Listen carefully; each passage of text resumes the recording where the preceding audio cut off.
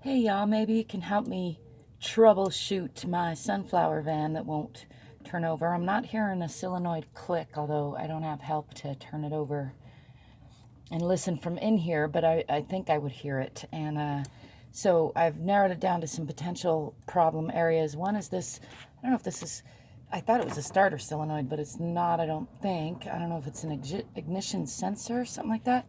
It's got this one like spark plug-esque thing that fits on here and some wiring that clips on down there. And it's right near my tensioner pulley, which I had just replaced. So I replaced my tensioner pulley. Ooh, sorry about that. And also up here on what I think is my air conditioner condenser, I think.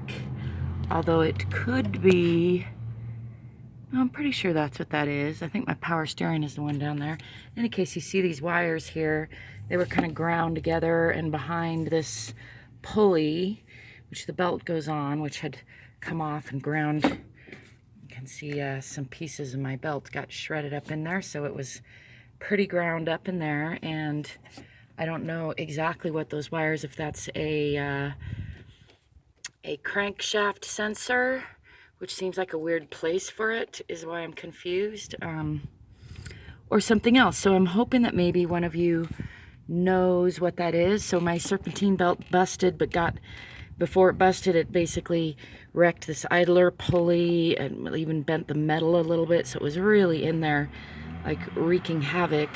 And now that I've got the new belt in, it doesn't want to, just realized that's really super tight. I might need to figure out how to loosen up that pulley. But also it doesn't want to crank over. So just wondering if anybody has some ideas about that. Let me know if you do. Ciao. Thanks.